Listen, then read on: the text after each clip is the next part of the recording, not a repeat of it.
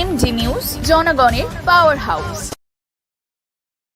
SIR এর নাম বাদ যাবে, সিএ করা মানে কি সে সিটিজেন, আর সিটিজেন হলেই সে ভারতের নাগরিক, এবং নাগরিক হলেই তার ভোটার কার্ড থাকবে। তো স্বাভাবিকভাবে এই লোকগুলো তো ভারতের নাগরিক হবে। তো সেখানে আমরা আবেদন করতেই পারি আগামী দিনে যাতে ভোটার লিস্টে যদি নাম কাটাও যায় তারা ভারতের সিটিজেন হয়েই থাকবে এবং আগামীতে নামের লিস্ট উঠে যাবে।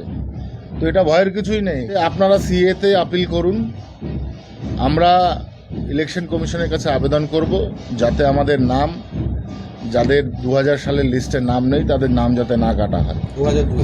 2002-এ শান্তনু বলছে 1,20,00,000 রোহিঙ্গা মুসলমান ভোট বাদ দেব। সারা পৃথিবীতে রোহিঙ্গা হচ্ছে 15 লক্ষের একটু বেশি, তাহলে বাকি 1,05,00,000 রোহিঙ্গা হচ্ছে শান্তনুর ভাষায় মতুয়ারা।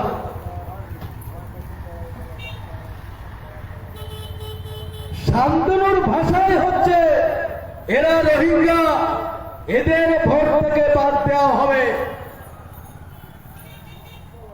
সেই জন্য তিনি কেন্দ্রীয় মন্ত্রী, তিনি অমিত শাহজির সঙ্গে দেখা করতে পারতেন, তিনি সেন্ট্রাল চিফ ইলেকশন কমিশনের সঙ্গে দেখা করতে পারতেন, তিনি প্রধানমন্ত্রীর সঙ্গে দেখা করতে পারতেন। দেখা করে তিনি বলতে পারতেন যে যে নিয়মে এসআইআর হচ্ছে সেই নিয়মে যদি হয় তাহলে আমাদের দেশভাগের বলি মতুয়ারা ভোটাধিকার সুরক্ষিত রাখতে নাও পারে, ফলে এটা বিবেচনা করুন। এই কথাটা তো তিনি বলেননি।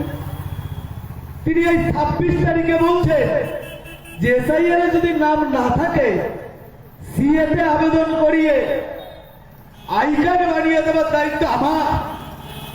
ওর মাতবার রে, কত বড় মাতবার!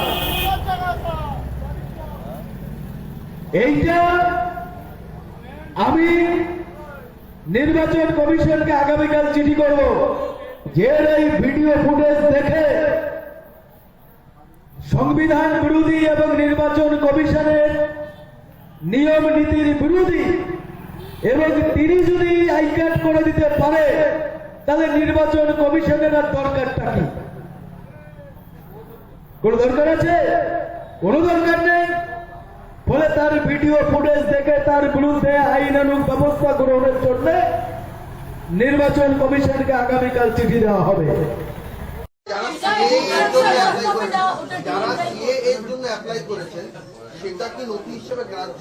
সেটা সিএ যেটা অ্যাপ্লিকেশন যেটা আছে ওটা এক্সিস্টিং রুল মধ্যে নেই কি ওটা নথিবদ্ধ হবে। যা এমএচএ যে আছে কম্পিটেন্ট অথরিটি আছে, যখন সিটিজেনশিপ দিয়ে দেবে তারপরেই হতে পারবে। তো সেখানে গৃহমন্ত্রীজি অলরেডি ডিক্লেয়ার দিয়ে দিয়েছেন যে যারা শুধু 14 সালের 31 ডিসেম্বর নয়, 24 সালের 31 ডিসেম্বর পর্যন্ত যারা এসছেন তারা ভারতবর্ষে থাকবেন, এদের কেউ বাংলাদেশ বা পাকিস্তান, আফগানিস্তানে পাঠাতে পারবে না। এই যে সিদ্ধান্তটা, এটা একটা ঐতিহাসিক সিদ্ধান্ত গৃহ মন্ত্রণালয়ের, আমি মনে করি। এই যে আপনি বললেন যে 2000 সালে যাদের নাম নেই, তাদের নাম কাটা যাবে, এসআইআর তো নিয়ম 2000 সালে নাম নেই 2002 সালে, কিভাবে সম্ভব? সম্পূর্ণ একটা হচ্ছে ইলেকশন কমিশনের আন্ডারে, আর একটা হচ্ছে গৃহ মন্ত্রণালয়ের আন্ডারে। যেখানে গৃহ মন্ত্রণালয় গেজেট তৈরি করে তারা যখন ডিক্লারেশন দিয়েছেন, তাহলে এসআইআর এর নাম বাদ যাবে, সিএ করা মানে কি সে সিটিজেন, আর সিটিজেন হলেই সে ভারতের নাগরিক, এবং নাগরিক হলেই তার ভোটার কার্ড থাকবে। তো স্বাভাবিকভাবে এই লোকগুলো তো ভারতের নাগরিক হবে। তো সেখানে আমরা আবেদন করতেই পারি। তৃণমূল কংগ্রেস প্রচার করছে যে এসআইআর এ বেশিরভাগ মতুয়া সমাজের নাম বাড়ছে, শান্তনু ঠাকুর মিথ্যা প্রচার করছে। সেটা তৃণমূলের টেনশন নিতে হবে না, ঠিক আছে?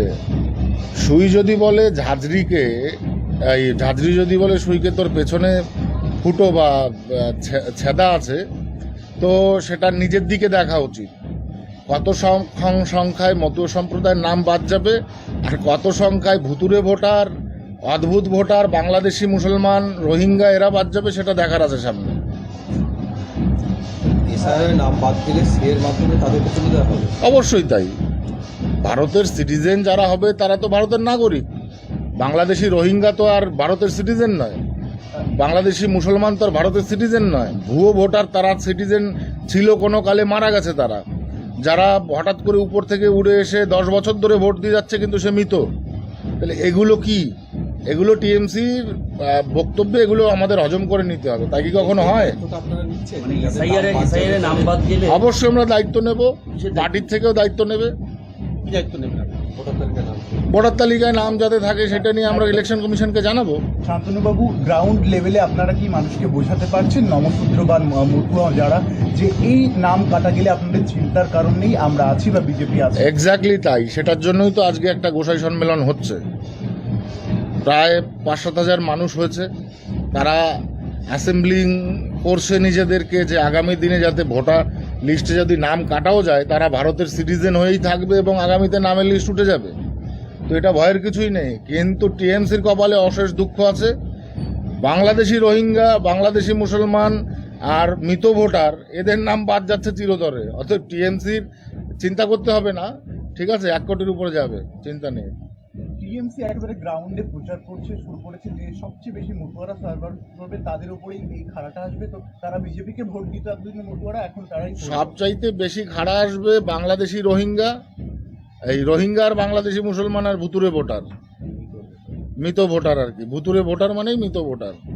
তো তার মানে এখন যেটা কিনা বাধ্যতামূলক ওদের সহ্য করতে হচ্ছে, ইলেকশন কমিশন এটা ডেকে দিয়েছে, কিছু করার নেই। এখন কোনোভাবে তো পার পেতে হবে বা কোনোভাবে বক্তব্য উতরাতে হবে। তা সেই বক্তব্য ঝেড়ে দিচ্ছে যাতে যাতে অ্যাটলিস্ট কিছু না থাকুক, নাই মামার থেকে কানা মামা ভালো, মতুয়া ভোটটা যদি আসে তাদের পক্ষে।